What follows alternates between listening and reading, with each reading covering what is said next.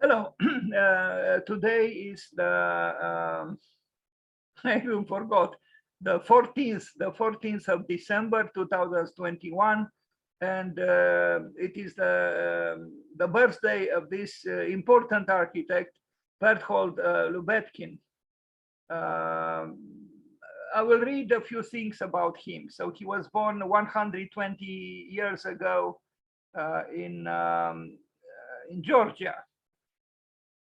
So Berthold Romanovich Lubetkin, born the 14th of December 1901 and died in October 1990, was a Georgian British architect who pioneered modernist design in Britain in the 1930s. His work includes the High Point Housing Complex, London Zoo, Penguin Pool, Finsbury Health Center, and Spa Green Estate. He built other things, but these are four of the things that we are going to see. Although certificates exist stating that his birth was in Warsaw in 1903, Lubetkin described these as false documents, which he had used to conceal time he spent in the Red Army in Russia. It is believed, or Soviet Union, it is believed that he was born in Tbilisi, now the capital of Georgia, into a Jewish family. His father, Roman Ruben Aronovich Lubetkin, was a civil engineer for the railroad. Lubetkin studied in Moscow and Leningrad, where he witnessed the Russian Revolution of 1917 and absorbed elements of constructivism, both as a participant in street festivals and as a student at, how am I to read this? You tell us. Anyway, I actually like this word very much. You know, I'm even thinking that we can invent words where we could, associate, some consonants one near the other, and then even write them like this. I like this word, which I cannot pronounce. Maybe we need more words we have difficulties to pronounce. Lubetkin practiced in Paris in the 1920s in partnership with Jean Gainsbourg, with whom he designed an apartment building on the Avenue de Versailles, number 25 in Paris. He associated with the leading figures of the European avant-garde, including Le Corbusier. He continued to participate in the debates of constructivism, designing a trade pavilion for the USSR in Bordeaux and participating in the Palace of the Soviets competition, for which his entry was shortlisted. And by the way, of Le Corbusier, he participated in this very competition too, but he lost. He didn't win. I don't even know if his work was shortlisted or not. This was the man, and he was a communist. He was a committed communist even after arriving in the West. And a little bit, this is shown in his work, but in a positive way, I would say. And we'll arrive at the specific works where we could perhaps even discuss certain things relating to the subject. I like him as a man. I mean, he looks a little bit, almost melancholy, you know, a thinking man. I think a sensitive man and a very good architect. Here he is in older age. You know, it looks like a modest apartment with a penguin. Here he did in fact, his most famous work is in the zoo in Great Britain, where he worked for the penguins. So I guess the presence of the penguin there is not really accidental. Okay, so, but before we go through his works, I think we should reflect on this beautiful saying that came from him. Nothing was too good for ordinary people, or nothing is too good for ordinary people. So when Berthold Lubetkin's mantra, both humble and visionary, his work would go on to engender the UK's most socially ambitious modernist architecture. Let's read it again. Nothing is, because actually he said nothing is too good for ordinary people. I like this saying very much. This is something which unfortunately many architects, not just today, do not think, because many architects are elitists. They think that, working for the elite, working for those in power, working for those with money, they deserve it. And they don't very often think about the so-called ordinary people. But here was an architect who understood and said that nothing was too good for ordinary people. In other words, there are no limits to how much you could give to the so-called ordinary people. In other words, they deserve us giving them everything, even more than everything. Now you will say this is a communist mantra, maybe, but I think he lived up to what he said. And he tried to bring quality, architectural quality in everything he did. Penguins or so-called ordinary people. I will read it again because I love this saying and I totally believe in it. Nothing is too good for ordinary people. Now, the Roundhouse at London Zoo from 1933, he did an exceptional zoo, the only, I don't know if the only, but the first modern zoo in Great Britain. And so he was young, he was 32 years old, and an emigre. He spent some time in Berlin and Paris. He was still a young man when he arrived in Great Britain. I don't know exactly how he was able to get these commissions, but he did. The Gorilla House, it's actually called the Round House, but it was meant for this inhabitant, the gorilla. And it's a good building. The Round House was home to London Zoo's gorilla population. It cleverly incorporated a 180-degree glass panel into its facade, providing the majestic primates with the most open and grandiose platform possible. The convertible open cage on the building ceiling took the climate into account, giving the gorillas a temperature climate in summer while still keeping them visible to the public during the winter. And here it is. Indeed, modern architecture, in a way, sophisticated architecture for the gorillas. Not bad. He was generous with the gorillas. And he was not only generous with the so-called ordinary people, but also with the gorillas. And I almost wish I was a gorilla myself.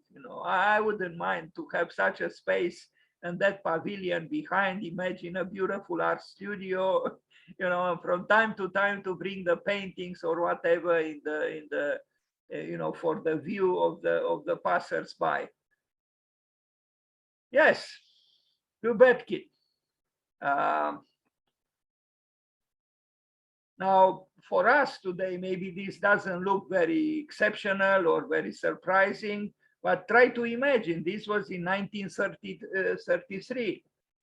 I don't know if he built that wooden structure there, but that wooden structure there looks very contemporary, with our destructuring, so to speak. It's a good work.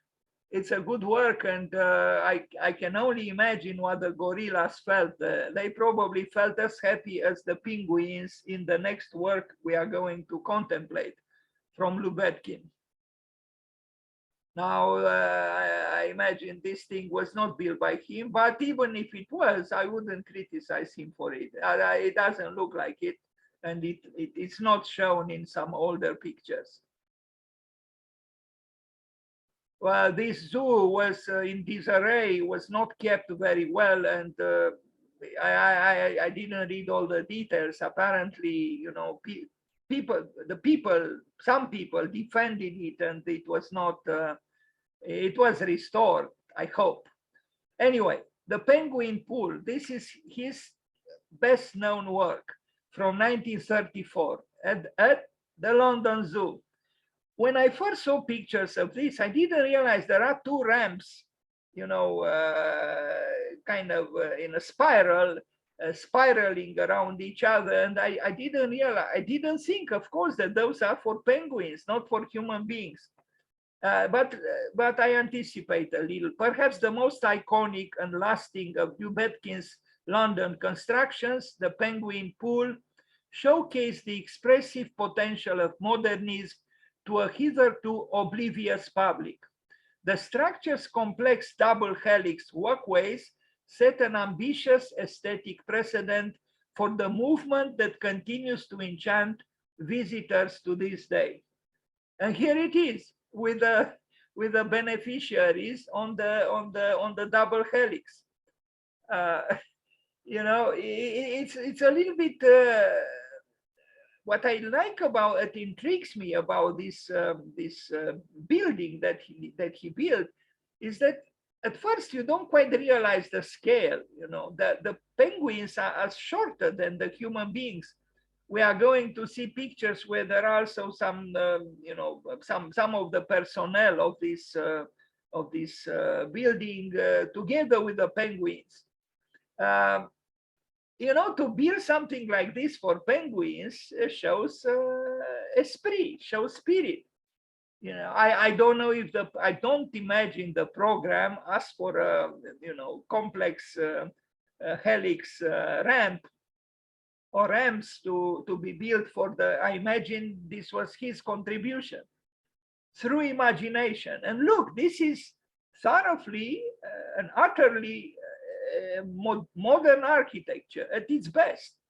You know, at first when I saw this, I said, what, how could this be without, you know, a parapet, you know, without handrails? But the penguins, I guess, don't need them. You know, the penguins don't need what Ernest Neuffer described as being, you know, unavoidable in architecture. The penguins have a built-in safety system that doesn't make them fall foolishly in, you know, in the water here or wherever. So this is the new penguin pond built by Lubetkin in London at the zoo. And this is a view from the top, and we have to acknowledge it. If this was built today, it would be published everywhere as a remarkable structure. Well, it was built, you know, almost 90 years ago, almost a century ago. This is the power of spirit. This is the power of creativity, of inventiveness, of freshness, of vision, because he was, you know, clearly a modern architect. Who taught this man modern architecture? You know, he was born perhaps in Tbilisi, you know, in Georgia. Yes, he went through some schooling in Moscow, and then he met the avant-garde in Paris, and I can only envy him, because it matters a lot what climate you are in. That's why Brancusi went on foot towards Paris. He was searching for oxygen, cultural and spiritual oxygen. He needed it. He knew that if he remained where he was, he couldn't develop. Why? Because you know very well why. But today, I think we can bring some freshness exactly where we are. This is my belief. And because we are informed, you know, you can be today anywhere. You can be in a forest, you can be underground, you can be anywhere you can be, and you can study what anyone studies in this world today. Here there are the penguins and the visitors, the British visitors to the pool. I understood that when this opened, there were many people attending. It was a very successful enterprise. And architecturally, I mean, look at this. I wish at my presentations people would come like this, you know, physically in Sala Frescelor or, you know, virtually now, but it's not happening, except a few stubborn people like you who are here now. Anyway, I like this structure, this building, you know, it's joyous. It has the unreason of the double helix. And again, I like to imagine that the penguins love it too. And if the penguins love it, we can bet they have good taste. The penguin pool, Lubetkin. This is an architecture without affectation. I know there is a lot of white architecture, you know, in countries like Portugal and so on. But there I feel a certain stiffness and a certain pretentiousness. Here, I don't feel it, you know, it's not a dogmatic whiteness here. And I feel a certain joy, a certain playfulness here. And that's all we need, actually. Playfulness. You have the ellipse because the plan is an ellipse, and then we have the two spiraling, you know, ramps forming a double helix. What more do we need? Really, I think even Borromini might have liked it from his time.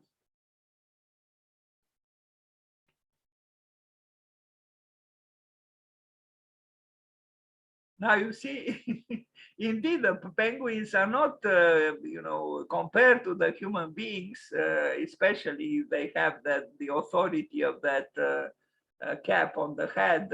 You know, they seem small, but funny picture though. I wonder what this man is doing here with his position. He's giving some water to a penguin or something. I don't know. It is a funny picture when this man is doing some acrobatics here. I don't know, for the sake of the penguins or for the sake of the visitors.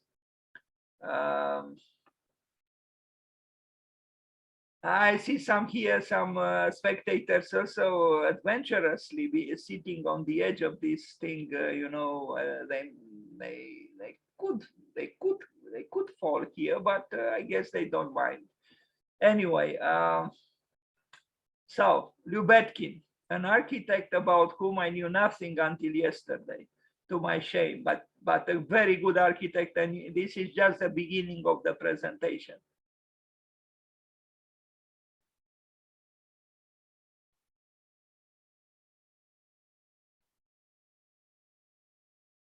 So you see, you can do good architecture for penguins, for a zoo, for anything really. If you have joie de vivre in yourself, if you believe in life, in art, in creativity, you can do it. It can be done. It was done and it will be done.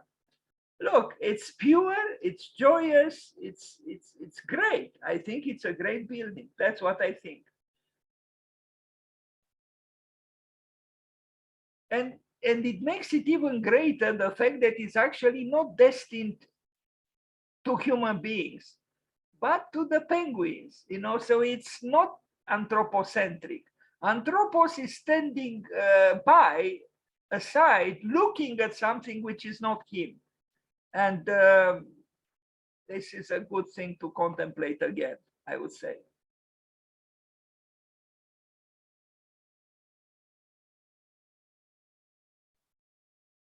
You see, apparently there was an exhibition of Ove Arup at this very important museum in London, V&A, in 2016.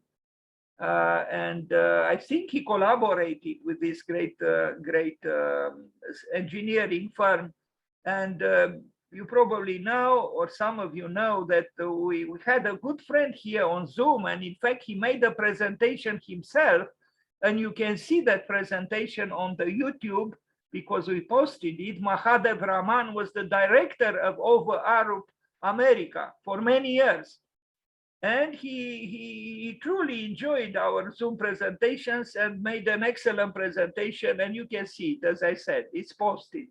Just look for the name Mahadev Raman. He's teaching now at Princeton, and he used to be, as I said, for many years, director of Ove Arup America and director of the Architectural League in New York City, also for many years, 10, 15 years. This is Lubetkin, though, and his beloved penguins. I envy him, you know. I mean, he became friends with the penguins. I'm sure the penguins are delicious friends, so to speak. He was indeed. I mean, if you can be both modest and or humble even and visionary, as the saying went in what I read earlier, you are at your best. Because even the philosopher, both Nietzsche and Heidegger, thought in the same way. If you can be an eagle and a snake, the snake being with the most discerning powers, and the eagle being, the bird with the most aplomb, with the most, if I can say so, verticality. In other words, if you can be proud and humble at the same time. I associate, being visionary with being proud. And if you are also humble, like Lubetkin, all for the better.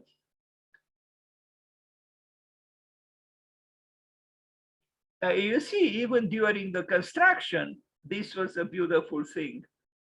It was. Now, I think even Bjarke Ingels would have loved it if he knew about it, and maybe he knows about it. Anyway, because he himself explored this theme of the double helix, and there is something here. Now, the high point, Tower 1 and Tower 2, he built also apartment buildings. Some of them excellent, and especially, I mean, architecturally or aesthetically, his staircases are beautiful, and you are going to see several of them. They are truly beautiful. 1935, so before the war. This widely celebrated middle-class living complex bred a new concept of luxury housing. Well, this is not for so-called ordinary people, but it's okay. He didn't discriminate. He worked for both, for well-to-do young Londoners in the 1930s. The towers recognizably lavish caryatides and exotic decor, every bit of which Lubetkin designed himself, down to the door hinges, earned the building worldwide acclaim in its day, with Le Corbusier calling High Point an achievement of the first rank. This is the building. Now, it doesn't surprise us too much today, but again, it was built more than 80 years ago. And I think I know, or I feel why Le Corbusier praised it, because it has something of some of his architecture, although the caryatides are, an invention he probably would not have thought of. But this shows again the lack of dogmatic thinking that Lubetkin had. He was not dogmatic, I mean, who would place, this cantilevered modern apartment building on caryatids? This shows again being open-minded. He was open-minded and playful. And look at the plan, you would say this was made by Le Corbusier. No, it was not made by Le Corbusier. It was made by Lubetkin, and it's excellent. I mean, even the plan is beautiful.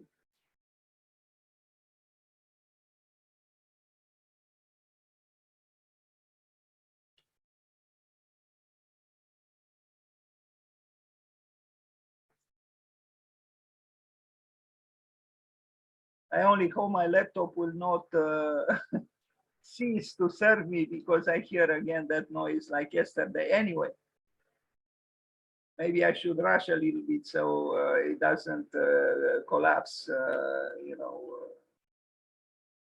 Anyway, interesting thing now here. And he also uses, you will see, he's not rigid. Even when he employs a geometry, which is, I would say rather predictable, he introduces,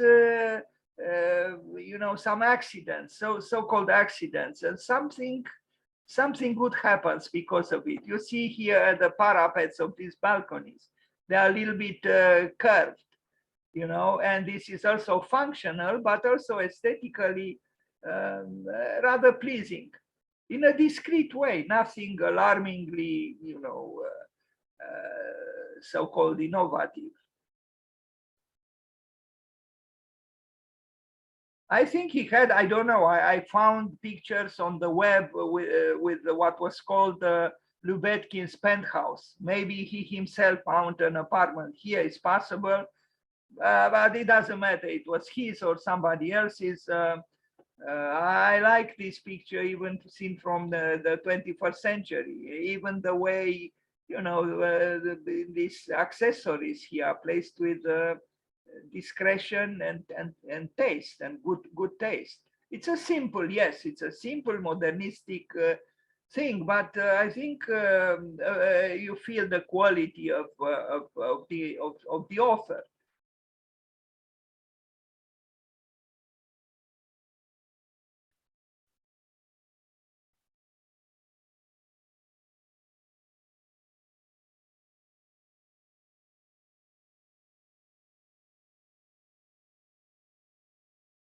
And the penthouse has the ceiling like this, you know. So again, it reminds me a little bit of Le Corbusier's own apartment in Paris.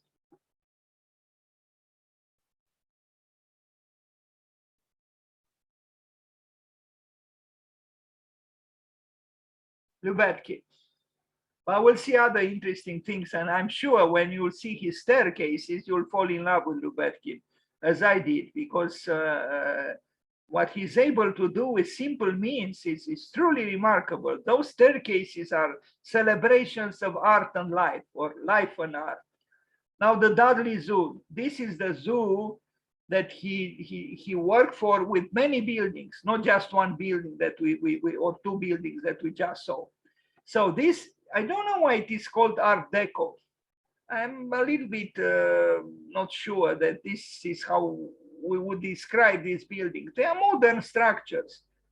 Art Deco is to push a little bit, I think, the description. But anyway, this Art Deco marvel held particular ideological merit for Lubetkin, who sought to smash urban sprawl of the depression-hit West Midlands. On the Garden's opening day, 250,000 people turned up and got a glimpse of a brighter, cleaner, and more modern way of life. And sorry about, you know, the authorship of this photograph, but here is the entrance into the zoo, and you know, still I would say inspiring and fresh. Zoo, Zoo, impossible to confound. Why did he make the roof like this? Well, because wanted to announce something that was more than strictness of thought and action and line. There are many curves here. Unfortunately, the buildings, I imagine they were restored, but I wanted to show also pictures of them, you know, being victims of neglect. What can we say? It happens to all kinds of buildings, and sometimes buildings are even demolished. But you know, even if this structure is affected by time, by the elements, and by neglect, you can still see the audaciousness or audacity of the architect. You know, his spirit. I mean, look at this column, you know, and I don't know, you can tell that he was and is a good architect, and that there was an architect here. This was not built, you know, just by you know, someone without architectural inclinations and interests. Even this little, you know, thing, you know, it's done skillfully and with the same joie de vivre that I mentioned. And again, the ellipse. This is also the ellipse. He loved the ellipse, but he also loves the circle. You see the buildings here being better kept or restored. They were not destroyed, and that's a good thing.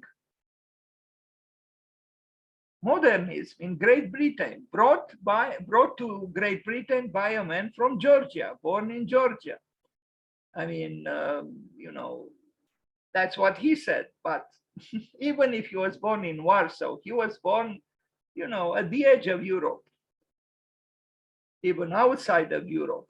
But it doesn't matter. The spirit went beyond the limits of the place where he was born.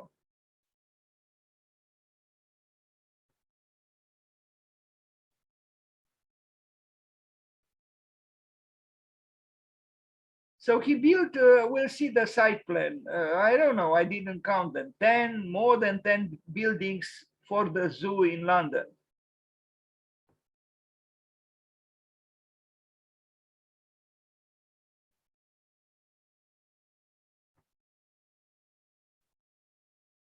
You can be so-called visionary even when you build for penguins or you build for a zoo or for whatever, you know, even if you do a fence, if you do it with joy, literally, and with creativity, you can be, yes, so-called visionary, even if you do the hinges to a door. Here is the site plan of the zoo.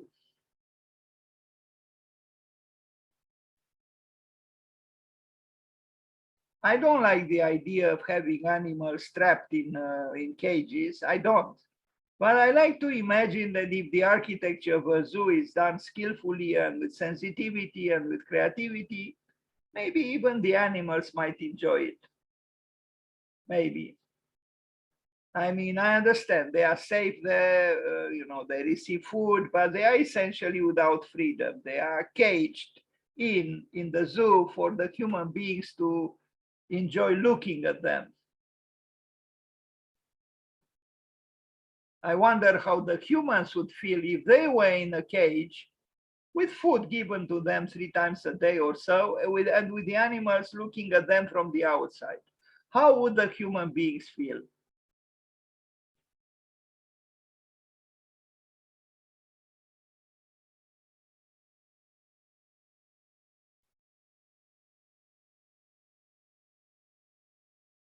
So you see, all these structures, inventive as they were destined for specific animals: the bear, the parrot, the monkey, and so on.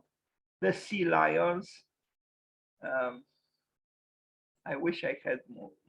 Yeah, I do. The lions are here. Both the tigers, the lions, and the polar bears.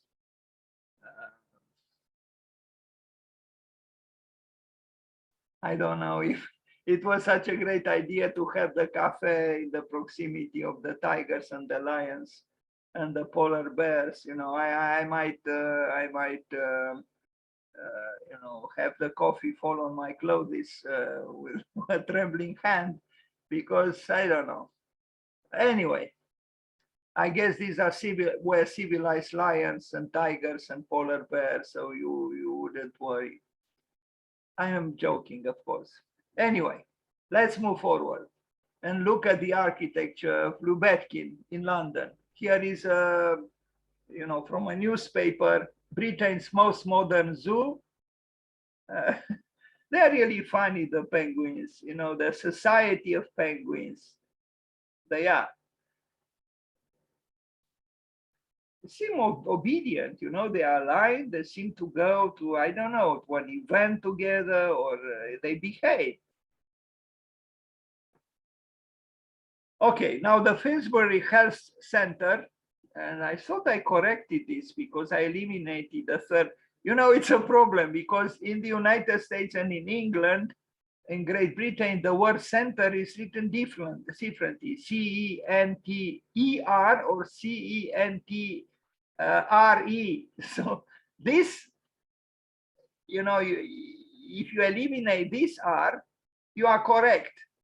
But in Great Britain, if you eliminate this R, you are correct again, but in the United States. Anyway, England's first modernist public commission looked to turn the contemporary conception of hospitals, dreariness, on its head. Lubetkin's building itself embodied a message of healthy living, boasting, I quote, an entrance hall flooded with light through a wall of glass bricks, clean surfaces, and bright colors to produce a cheerful effect. Indeed, many hospitals should learn from this, because most hospitals don't have at all a cheerful effect. Now this is in black and white, but you can tell it's good architecture. It's good modern architecture. It's symmetrical, yes, but there is a freshness of vision, and I think this building would have been liked by Le Corbusier as well.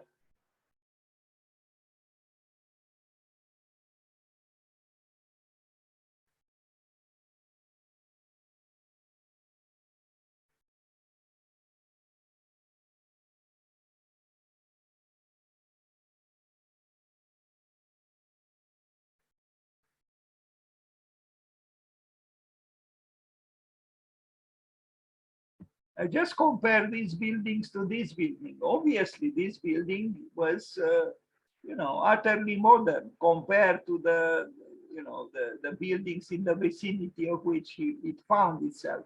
And the interior, again, it's modern, and there are primary colors, and then the glass bricks, and so on. Bravo to Lubetkin.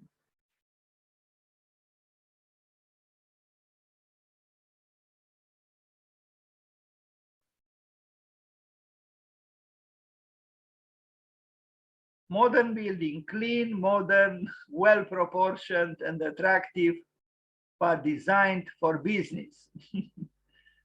Yeah. I guess this building is compared in this vignette or whatever it is to this. This almost looks like a Le Corbusier building, almost. Even the interior, we see here that really, I mean, this was almost copied from Le Corbusier, because Le Corbusier has often has drawn, the sun, ascending and descending, and there is an obvious reference here, in my opinion, to Le Corbusier. He worked with an artist, and his name will be mentioned a little bit later, who did murals for some of his buildings. Maybe he worked here too, I don't know. But we'll see some murals done by that artist, which are also, in my opinion, connected with the graphic or plastic works by Le Corbusier.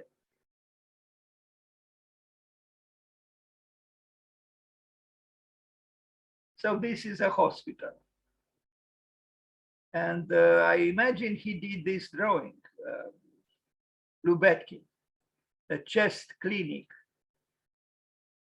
Well, the word clinic is, not the most pleasant word, but what can we do? We need the assistance of doctors sometimes, unfortunately.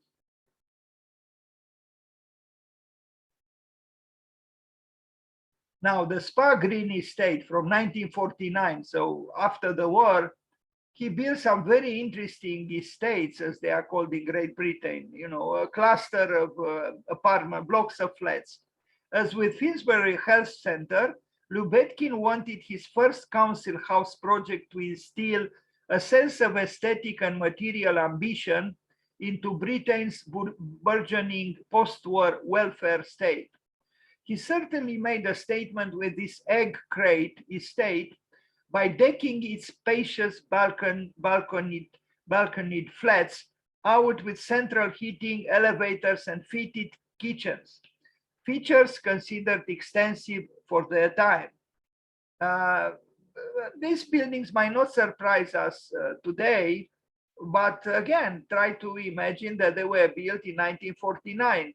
And even today, I think they don't look obsolete, in my opinion.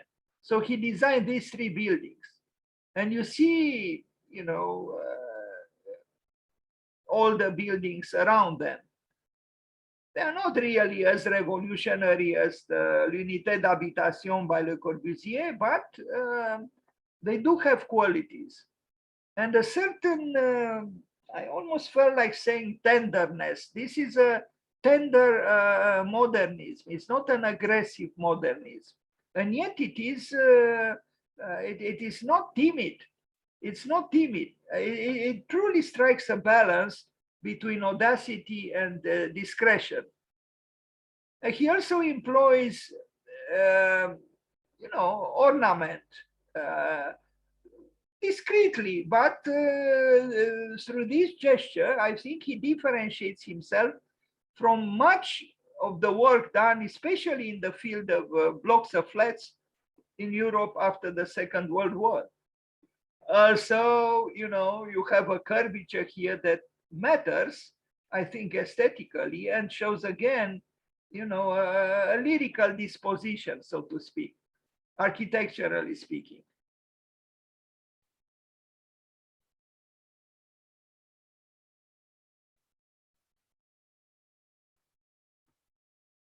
And look at this, also innovative, not with,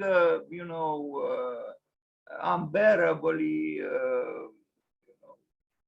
crushing ambitions, but still it's an attempt to bring something of interest at the entrance to the block of flats. And we are going to see other examples where he's very innovative about the event that the entering into the building means or should mean. Like here, look at the canopy here. At first, I didn't quite understand what is happening here. We are going to see other images. It's rather interesting. So you can be inventive in various ways. Look, it's the same entrance, or rather two entrances. I think it's skillfully done.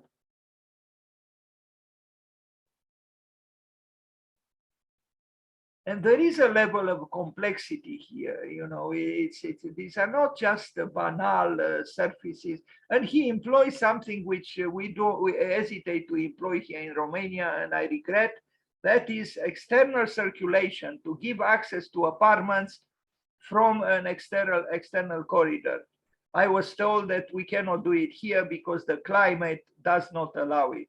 Come on, Great Britain doesn't have a more auspicious or favorable climate at all. And they do it all the time, and not just them, the Scandinavian countries and so on. So I like very much blocks of flats where the access into the apartments takes place from an external corridor.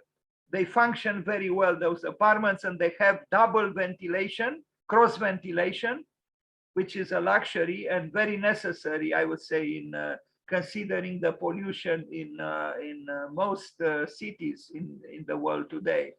Look, that's how they access the apartments from an external corridor. Why not? And this is also a place where people could meet, neighbors, have a cigarette together or a coffee and chat. I think it's nice, and it can be done, and I think it should be done. And again, those who invoke the climate, that we cannot do it because the climate here doesn't allow it, it's really nonsense. Great Britain doesn't have a gentler climate than we do.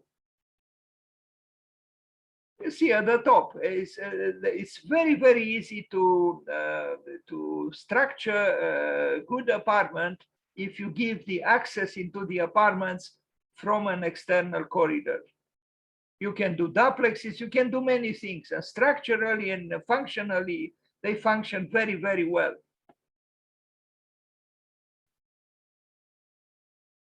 And again, cross ventilation is something truly worth having. Because, okay, you might be obliged to face with one side of the building north, but if you have windows also on the other side, you offer both south and north, or east and west, and so on. This is important.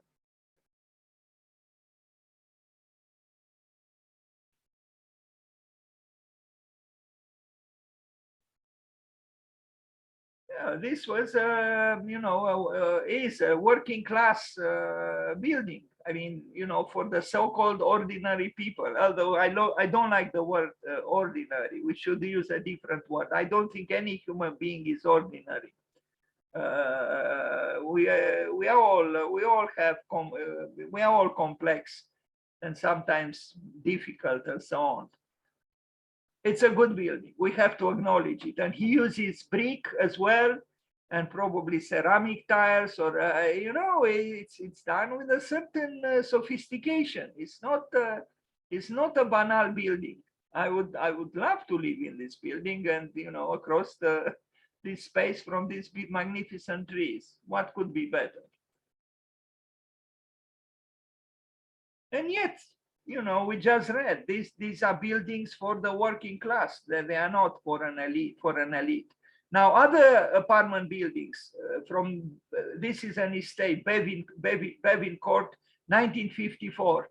The conservative post-war social housing climate placed more emphasis on keeping costs down, meaning that Lubetkin's next project, built on Lenin's former residence in exile, we are going to see a sculpture of Lenin, his head, would be noticeably less disruptive to its surroundings looks-wise. The most noticeable feature of Bevin Court is actually inside the building, a stunning constructivist staircase that forms the building's heart.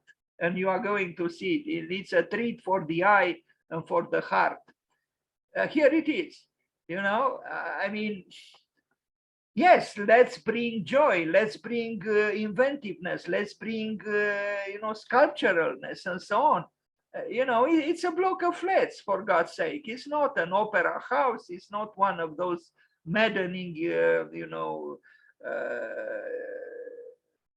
immensely expensive buildings built in the Arab world today or in China or wherever. It's a, you know, an apartment building built in London after the war.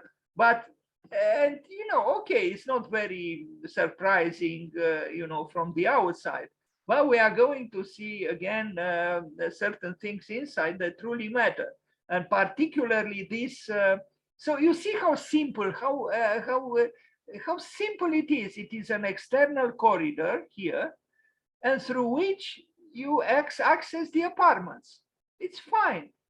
It's truly fine. This is the top.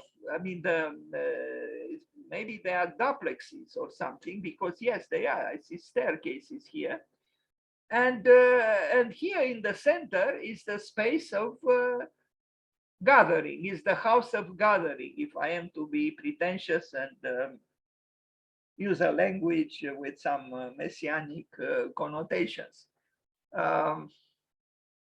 Look also at the playfulness of the facade in simple ways, nothing, you know, extravagant.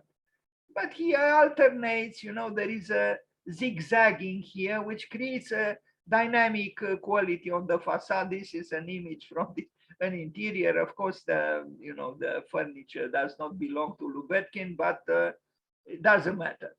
I like very much this staircase, and it's impossible not to like it. And it functions very, very well. And, you know, even the handrail is, you know, made of wood. It's not one of those, you know, forced aesthetical statements. It's truly very well done. And it was described very well, the stunning constructivist staircase. Look at the beauty of that redness. You know, that redness is like the redness of a great apple. You feel like biting it, you know, it's warming up your heart. It's true, he was a communist. He was, you know, a committed communist, as he was described. And I understood this building was built, it's not very clear to me, on the site of a building where Lenin lived when he was in exile in Great Britain, perhaps something like this. So I guess this redness has some connotations in that field, in that way as well.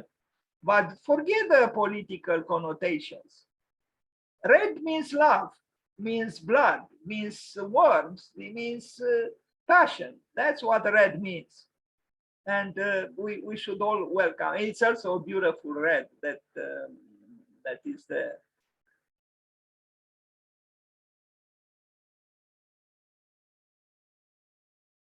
I read that his staircases in general, not just in this building, are very photogenic.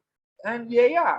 And you know, I mean, look at this parapet. It's done almost traditionally, you know, nothing fancy, nothing, no unnecessary contortions, nothing of the sort. And yet, look at the picture in its whole, as a whole, and you see you know, innovation. Even here, you know, it's interesting. It's exciting. It's labyrinthical a little bit.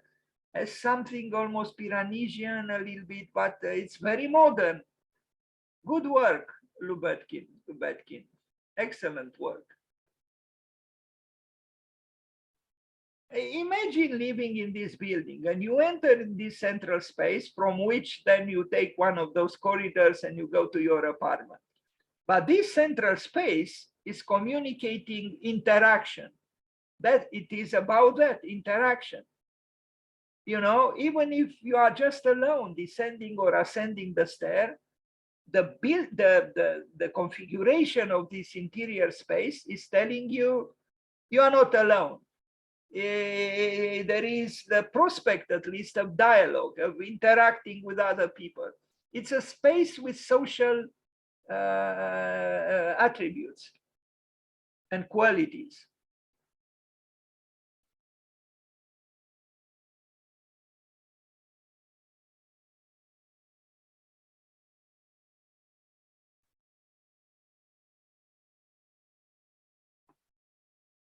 Here he is, Monsieur Lenin. Now, I'm always a little bit hesitant to say, Rodin said, work, work, work. I think that's how it was. Auguste Rodin, the great French sculptor, said, work, work, work. And then Lenin said, learn, learn, learn. I think it is like this, although sometimes I'm tempted to think that Lenin said work, work, work, and Rodin said learn, learn, learn. But no, Lenin, I think, said learn, learn, learn, and Rodin said work, work, work. If you can do both, if you can combine work with learning and with playing as well, I would add, although nobody in my knowledge, maybe not even Johann Huizinga, said play, play, play. But in order to be creative, you need to work, you need to play, and you need to learn or to study.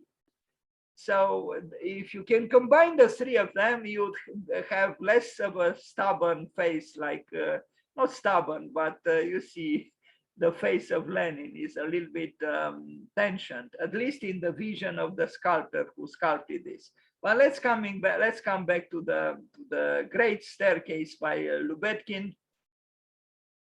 You know, imagine being this person walking up this stair. You know, I don't know what she's carrying there or he is carrying there. It's like a big stone or something. My God, I don't know what it is. But whatever it is, I think this staircase inspires you towards your own creativity. That's what I feel and hope.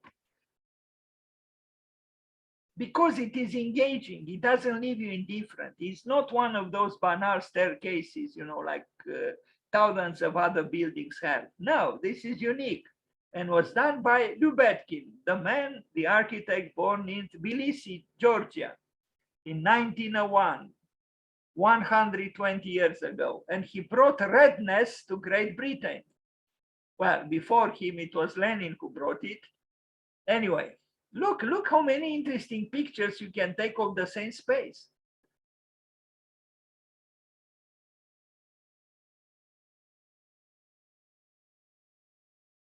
Now, architects, very important today. Most of them use transparent, you know, glass parapets. I am tired of those glass parapets, really. You know, even Tadao Ando does it and many others. You know, they all do it. Glass parapets, as if there is any creativity in that. There is no creativity at all. You just pick up a material and you employ it. Here there is more creativity, but this is not a forced creativity. As I said, this parapet is almost traditional, you know, but the configuration of the space is not. It's joyous and it's modern. Look at it. It's truly a celebration of life and a celebration of the art of building and the celebration of interaction and, you know, meeting the other, so to speak. That's what this staircase says. You know, connect. Now, murals by Peter Yates. This was the artist who collaborated with Berthold Lubetkin And these artworks I thought were made by Berthold Lubetkin, but no, they were done by Peter Yates, but I guess he received the approval or collaborated with Berthold Lubetkin. And they have something of the world of Le Corbusier. Those who know the paintings and the graphic works and even the textiles, the tapestries of Le Corbusier, even the presence of this, arm here, Le Corbusier has one in his Le Poème de l'Angle Droit, but placed horizontally at the top of the, meaning that the artist or the architect has to fight. The architect has to fight in order to accomplish anything because the world is as it is. And there are animals, there are animals also in the artworks of Le Corbusier, a little more abstracted perhaps than here, but I see a certain connection. Anyway, it doesn't matter. It's good that there are murals. We need murals. It would be nice to have in every block of flats some artwork, some murals. Now we go to another estate, the Hallfield estate from 1958. This sleek, boxy shore ditch manor is a monumental rebuttal to the claim that post-war council housing had to be bland or menacing, characterized above all by its various black and white exteriors and stylish blue and red brickwork, checkboard facades. Hallfield's expressive constructivism pays tribute to Lubetkin's love of the quirky and abstract. The text is not mine. A good building, another good building. And look at the church here, look at the building by Lubetkin. It's fine. It's fine. There is a dialectical relationship. And the result of this is nothing else but life. There are interesting buildings. These are done by him on this estate. And you would say, yes, they are, maybe predictable because of this checkered facade. Well, Bjarke Ingels also works somehow in this way, but Lubetkin employs different materials. It's the tectonics. In fact, the tectonics, the name of his office was Tecton. You will find his works on the web, Lubetkin and Tecton. Tecton was his architectural office, and they worked together for many years. But the tectonics of his buildings are, I think, superior to some of the buildings by Bjarke Ingels, exactly because he also employs ceramic tiles, bricks. Yes, there is the system of the checkered system, but there are subtle differences exactly because of the materials he employs. He also uses whiteness, like here, but it's okay. There is whiteness, but I think here there is brick. And so, it's not just a dogmatic whiteness, even when he employs it. And look at this facade. I find it very interesting. Too bad Alami had to, disturb us again with its so-called authorship. Look at the shape of the balcony. Look at the color of the background wall.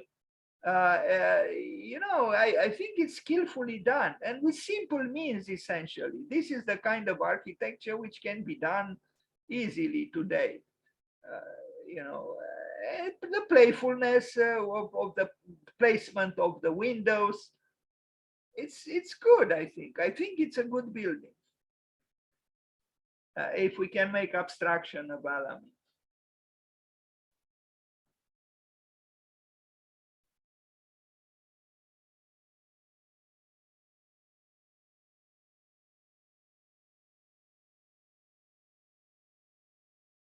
It is clear that Lubetkin had social concerns and that he understood that architecture cannot reject or stay away from these concerns. It's a societal art, architecture. It has to assume society. So this is the site plan of this, and he built, I don't know if all the buildings or some of the buildings, but it is an important work. And you will see others, because I think he worked on 3 important estates in Great Britain.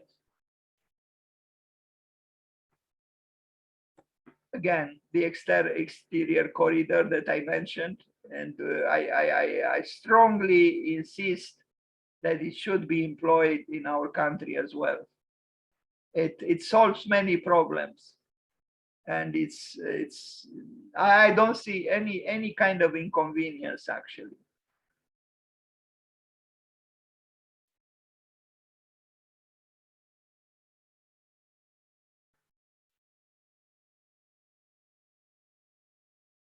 So these buildings are by Lubetkin. This one, this one, this one. We are beginning to know his, choices in architecture.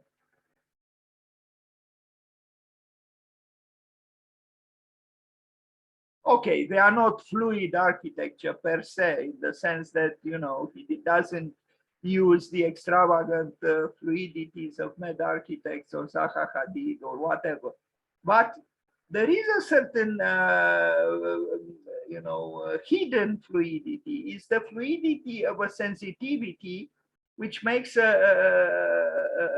essentially a prismatic building, a box, not look like a box.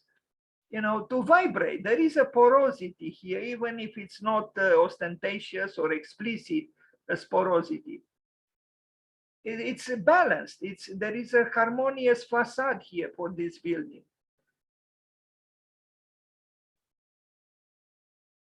Now, Lubetkin in Bethnal Green in East London, another estate, the Dorset estate.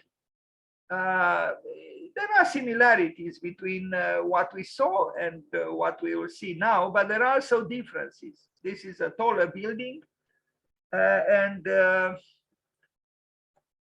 you'll take a look at some of the staircases, because there are several buildings here. So I was fortunate to find a website which shows some of his staircases, which are praised for being photogenic.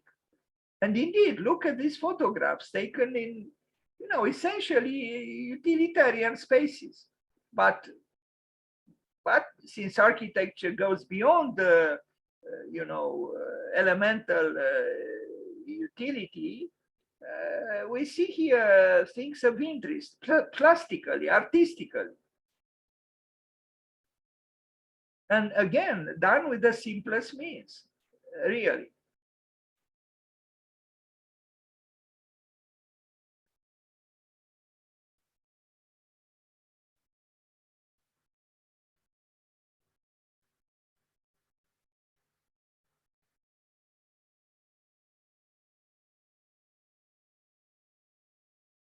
We could say that these staircases, the spaces, are social condensers. They cultivate, they promote interaction and an active imagination. And as such, I think they are intensifiers of life. The building, otherwise, yes, it's a collective housing complex.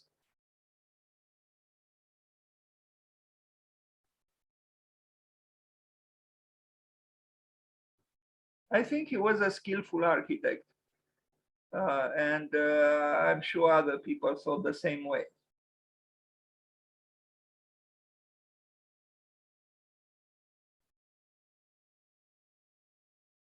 And as opposed to the buildings built after this period, which often in Great Britain, and perhaps not only in Great Britain, assumed a brutalist look, his works, although they are so-called sincere, you can tell that there is a sensitivity at work here that doesn't make this building appear at all as being a brutalist. It's a different kind of sensibility, and that's because, in my opinion, he didn't reject an ornamental disposition, if I can call it so, done with simple means, essentially.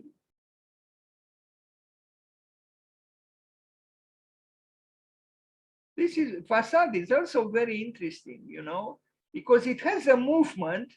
Although if you look at it, it only uses rectangularity, but it seems to move a little bit, to zigzag a little bit in its bidimensionality.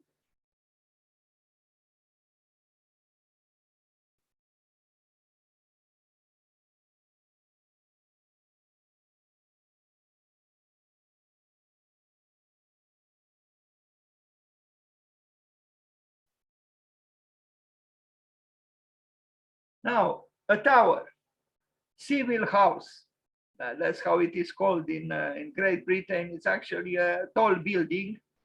This is the plan, or these are the plans. Apartments.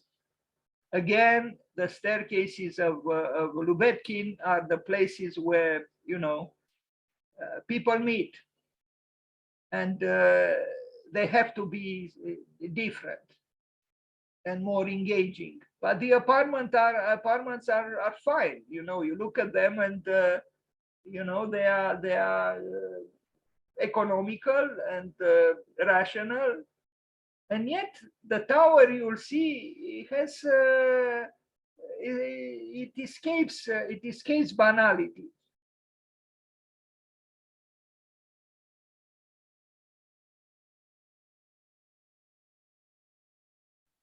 I mean, you look at these buildings, this apartment, you have a master bedroom, you have the living room, you have the kitchen and the bathroom and the small corridor.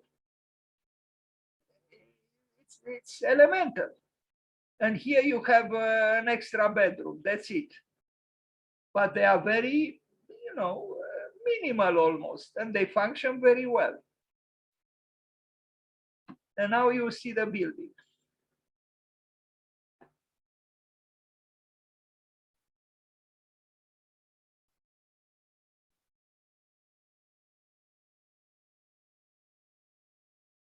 Interesting also this idea of a window done in this way with a portion which doesn't move, but still with glass, and above it the window, with the, being able to be opened.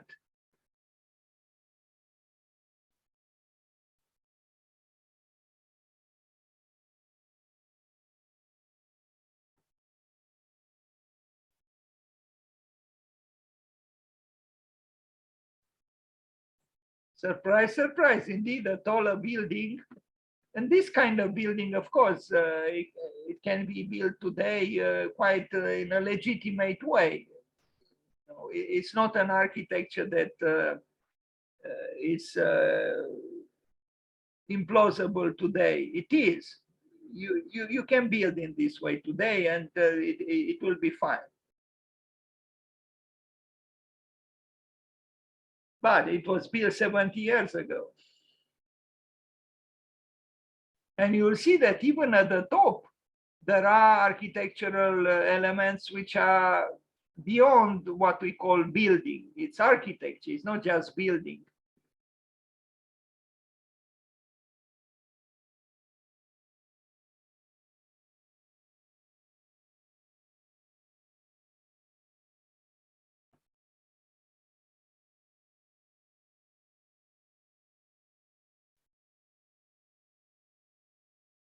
And there is a playfulness in the facade. If you look carefully at the windows, there are variations. It's not just repetition, repetition, repetition.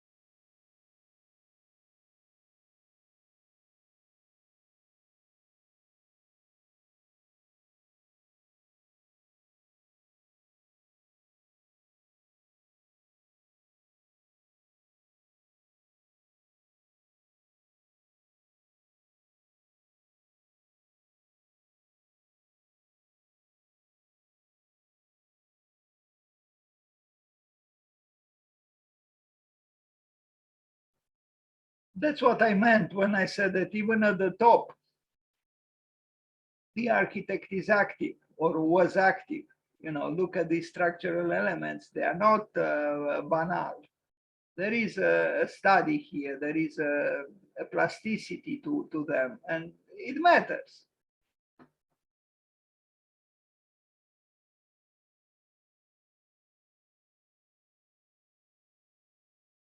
Even a capriciousness. Why is this one different from this one?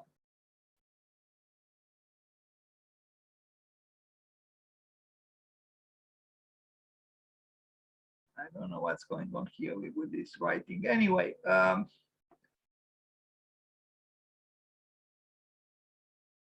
this is a print, you know, with a fragment of the elevation of this building. And I think we arrived at the end of this presentation, and I'm happy I discovered Mr. Lubetkin yesterday, and I'm happy I was able to prepare this material, although it deserves to be amplified. And but we did it. We paid homage to him on his birthday, and I hope he saw us and that he smiles at us. And the last image is with him. This architect, born in probably in Tbilisi or Warsaw, who knows, who I think enchanted us in a modest and visionary way, as he was described, probably in a justified way. So let's wish him a happy birthday again, Mr. Lubetkin.